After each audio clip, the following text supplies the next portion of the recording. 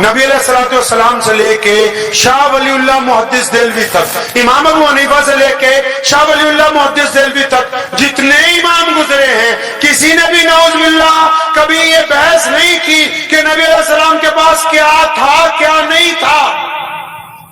ہماری بدبختی ہے، سنو میرا لفظ دھیان سے، یہ ہماری بدبختی ہے نعوذ باللہ، ہم اس بات پر بحث کرتے ہیں کہ نبی علیہ السلام کے پاس علم غیب تھا کہ نہیں تھا۔ ایک ڈاکٹر اچھا ڈاکٹر ہے کہ نہیں، یہ ڈاکٹر بتائے گا۔ ایک انجینئر اچھا انجینئر ہے کہ نہیں، یہ انجینئر بتائے گا۔ ایک سیاستدان اچھا سیاستدان ہے کہ نہیں، ایک سیاستدان بتائے گا۔ ایک نبی کے پاس کیا ہے یہ صرف نبی بتا سکتا ہے، کوئی مولوی ملا نہیں بتا سکتا ہے۔ بے شک ہر چیز کا ایک دائرہ ہوتا ہے۔ سنو مسلمانوں، یہ ایمان بچانے کی بات بیچ میں کر رہا ہوں۔ ہر چیز کا ایک دائرہ، ایک اوقات ہوتی ہے۔ ایک تھانے دار ہوتا ہے ایس ایچ او، اس کا ایریا ہوتا ہے۔ ایک ڈی سی ہوتا ہے، اس کا بھی ایریا ہوتا ہے۔ مکھ منتری ہوتا ہے، اس کا بھی ایریا ہوتا ہے۔ بے شک کوئی پردھان منتری راشٹرپتی بن جائے، اس کا بھی ایک دائرہ ہوتا ہے۔ ہر بندہ اپنے دائرے سے باہر کی بات نہیں کرتا۔ رسول اللہ کو اللہ نے کیا کچھ عطا فرمایا، یہ ہماری اوقات سے اوپر کی بات ہے۔ کیا بات، جو بندہ اس بات میں نعوذ باللہ بحث کرتا ہے اپنے مسلک میں کسی اور مسلک کو نیچا دکھانے کے لیے، خدا کی قسم یہ بحث اس کو جہنم کے دہانے پر لے جائے گی۔ رسول اللہ کی جو عظمت ہے وہ اللہ ہی جانتے ہیں، اس معاملے میں بحث کرنا حرام ہے۔ اللہ مانا کہ علم غیب راز ہے، لیکن راز اپنوں سے کب چھپاتے ہیں؟ ہے علم غیب صرف اللہ کے لیے، لیکن جہاں رسول اللہ کو چاہیے تھا اللہ نے عطا فرمایا اس وقت۔ بے شک ہے تو صرف اللہ کے لیے۔ سن لو، مسئلے مسائل تمہیں بچا نہیں سکتے، فتوے تمہیں بچائیں گے نہیں۔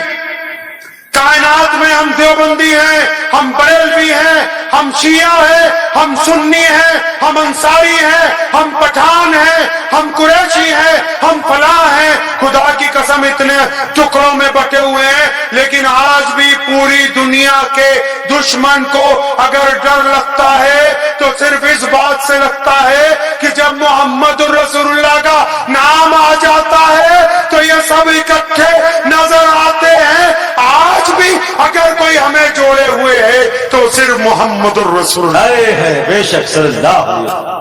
اگر رسول اللہ سے تعلق کمزور ہو گیا نعوذ باللہ، پھر کوئی چیز کام نہیں آنے والی۔ رسول اللہ کی تو صبح شام دوپہر اٹھنا بیٹھنا ہر چیز پتہ ہونی چاہیے۔ اب سنو دل تھام کے، رسول اللہ مدینے سے چلے مکے کی طرف آخری حج کے لیے، 1,24,000 صحابہ ساتھ میں۔ کتنے بھائی؟ 1,24,000 صحابہ ساتھ میں مدینے سے چلے مکے کو۔ کئی میل کا قافلہ ہے، راستے میں ایک قصبہ ہے، ایک بستی ہے، اس کا نام ہے ابوا۔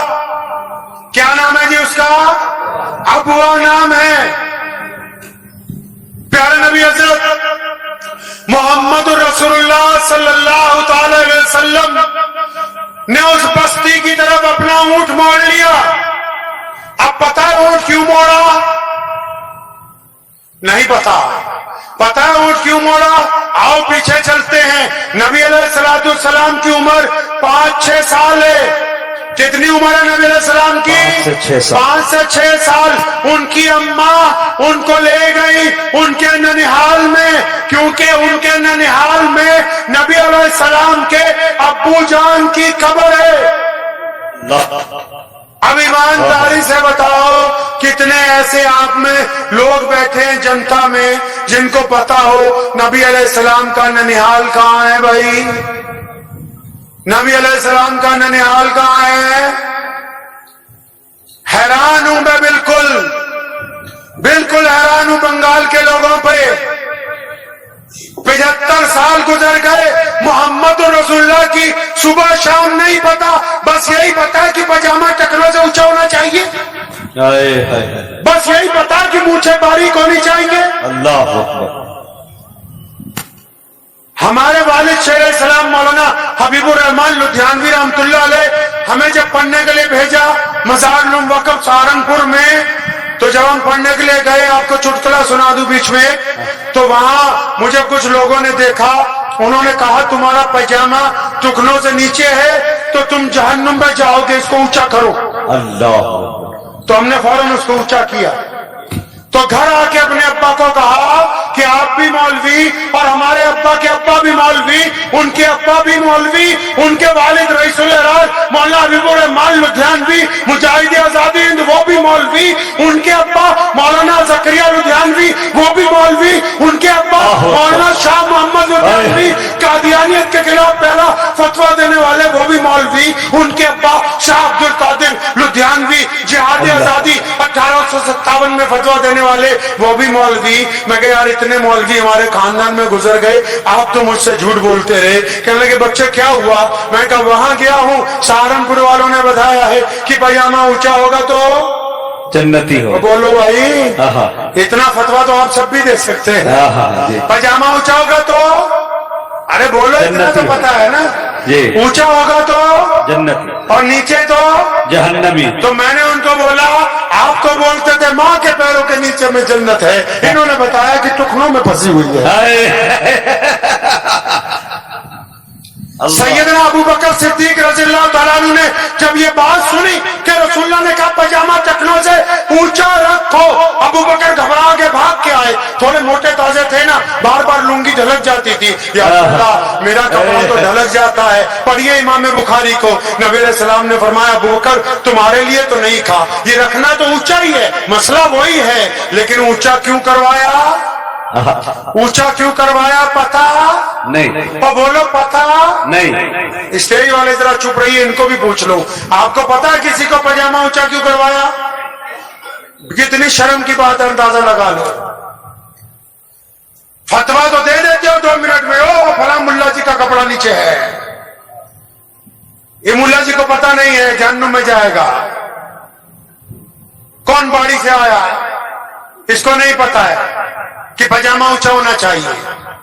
اونچا کیوں کروایا؟ اب سنو اسلام کس کو کہتے ہیں۔ بنگال کے مسلمانوں، نبی علیہ السلام نے یہ پائجامہ اس لیے اونچا کروایا تھا کہ اس وقت لوگ کپڑا نیچا کر کے اکڑ کے چلتے تھے، گردن میں سریا تھا، ماں باپ کو سلام نہیں کرتے تھے، غریب کو سلام نہیں کرتے تھے، غریب کے منہ میں لقمہ نہیں ڈالتے تھے، لوگوں کے ساتھ بدتمیزی کرتے تھے۔ نبی علیہ السلام نے یہ پائجامہ اونچا کروایا کہ گردن جھک جائے، مزاج میں نرمی آ جائے۔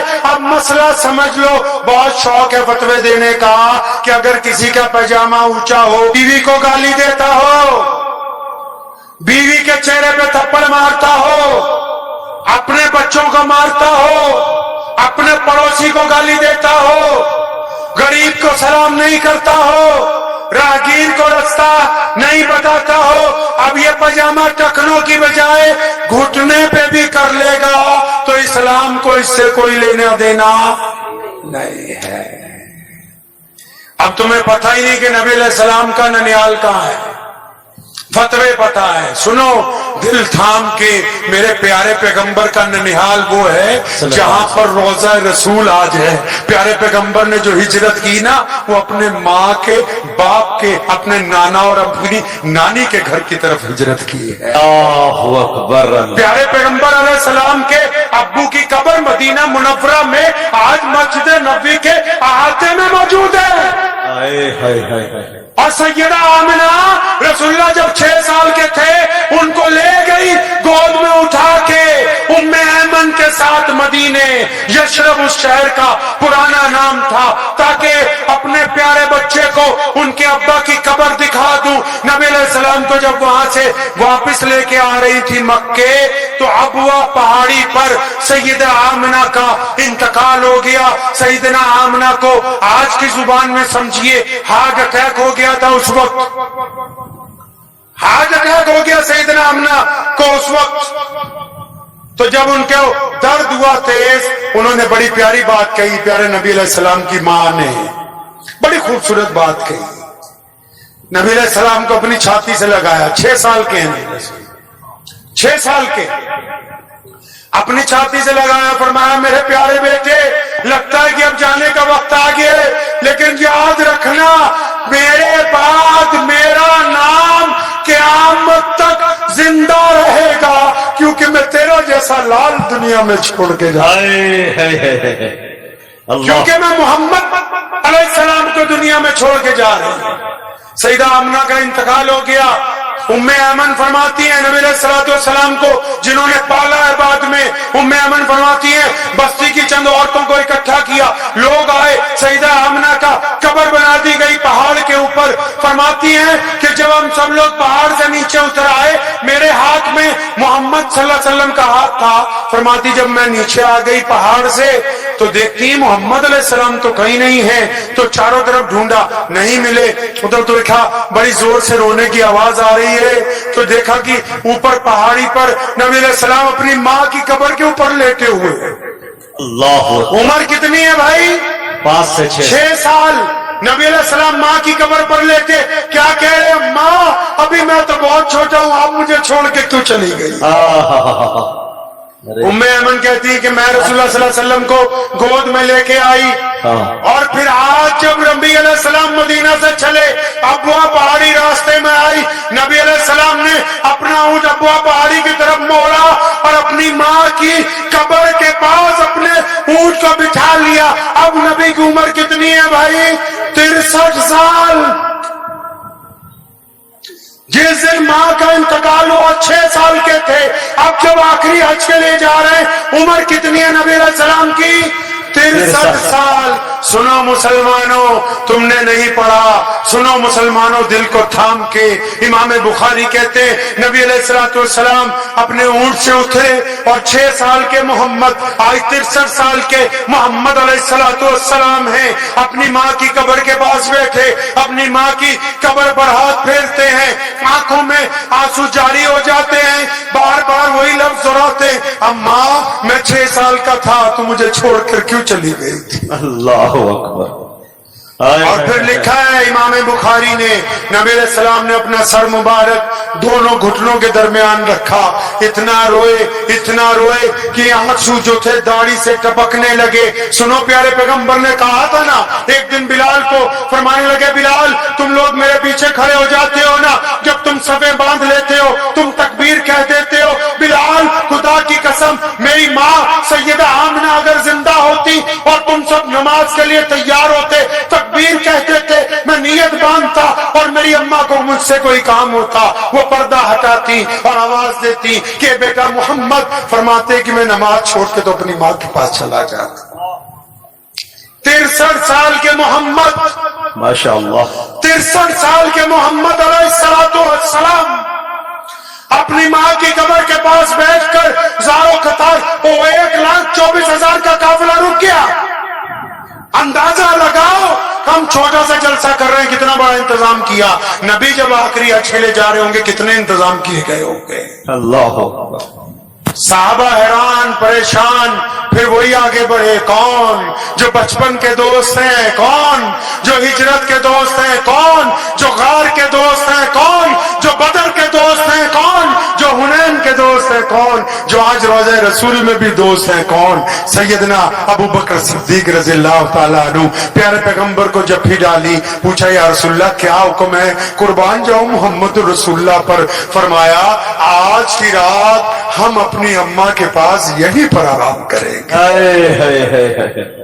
अल्लाह अकबर। नबी अलैहिस्सलाम ने अपना बिस्तर सैयदा आमना की कब्र के साथ लगवाया, वहां रुके उस रात। और सुनो मुसलमानों, जो उम्मीद है